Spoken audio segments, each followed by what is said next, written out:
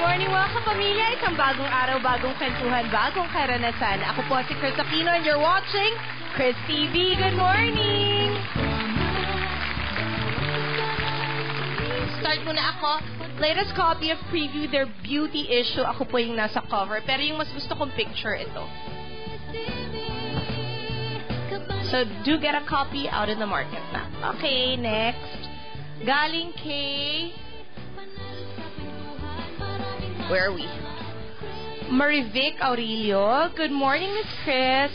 Buo talagang araw ko tuwing nakakapanood ako ng show nyo. Sana mag-guest nyo rin yung mga dating PBB housemates kasi namimiss ko na sila. Question po, kung kayo po ba may chance or PBB game kayo, hehe, love you, Miss Chris. No, hindi ako mabubuhay without my sons. Hindi, madedepress lang ako at siguro magwawala yung dalawa, so wag na lang. But, ma-happy kayo kasi nandito sila and they're gonna, parang ikukwento nila sa inyong lahat. Kailan ba dapat mag-hold on sa isang relationship? Kailan kailangan mag-give up na at mag-move on? Alamin natin. We have Pamu and Kevin. Hi! Okay. Hello! Okay. Taga saan siya? Where are you from? Galing ako sa California. Sa California City, close to LA. Okay, tapos ikaw, laking probinsya, diba? Apo. Saan nga? Sa Tacloban po. O yun, so paano kayo nagko-communicate? But, diba? Ano, paano? Sa text Ano po. ka ba? Bisaya or Waray? Waray po. Oh, so paano yun? English? Opo, English po. Marunong naman po siya mag-Tagalog. Oh, okay. Ako, kaya. What do you mean? As in, magaling ka na mag-Tagalog? Kaya ko magsalita, mag-conversation sa Tagalog. Oh, okay, good. Pero minsan English ako. So, yung boyfriend na binrake mo sa loob, binrake mo dahil dito, sa kanya. Hindi naman po. Naman! Huwag nga pakatotoo na tayo. Ano? Yeah? Yes. Ay, hindi po. Eh, ang gwapo naman eh. O, yung mga girls na ko, di ba? Cute? O, ako ba? Hindi naman. Cute siya, in fairness sa kanya. Hindi, tinan mo, ang ganda ng teeth niya. At tinan mo, ang ganda, oh. Salamat po. Naman. Oh, okay. Tapos, nandito rin. Wow. O, yung mga moralista, huwag kayo masyado magalit sa amin, ha. Guess lang sila. And this is, buhay nila to. So, hayaan natin sila. Si Divine at ang kanyang girlfriend na si Michaela. Hi, Divine. Welcome back. Thank you so much. Hi. Nice shoes. And this is Michaela. Did I hair really that blonde? Or did you dye it to become even blonder? No, it's basically this color, but if you look at the root color, it's more of an ash blonde rather than a...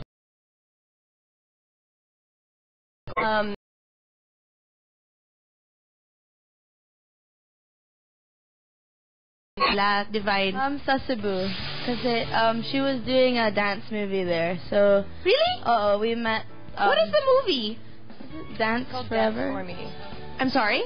Dance for Me. It's a low-budget American film that was filmed in at Bigfoot Studios. Okay, you know,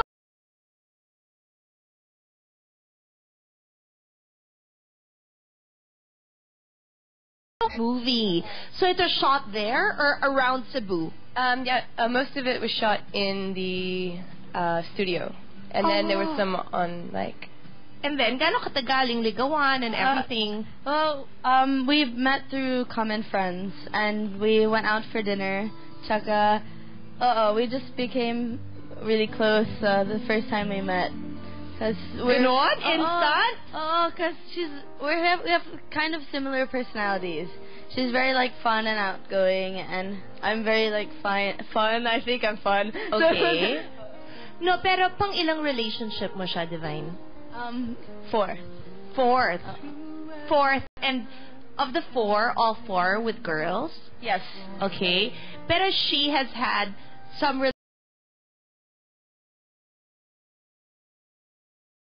Two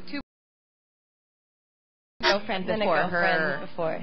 Okay, the girlfriend before her is like her, like, you know, kind of with short hair and masculine-like, or girlish like you? Girlish? Girlish. Ah, really? Oh. Hello? Good morning. Ito yung first time, si Carlo. Yes. Yes, and Carlo is originally from? Chicago. Okay, and you're back here for good, or? Yeah. Ah, I'll be really? staying here, How long have you? Since October. Ah, okay. So, kayo nagde-date? Lumalabas po, date matawag doon, Carla.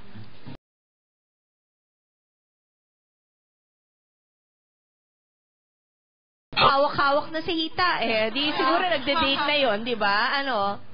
Ayan po, lumalabas po, nag-dinner, kain yan, tapos movie, ganyan.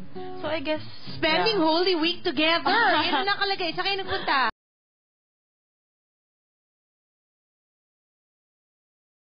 parents niya galing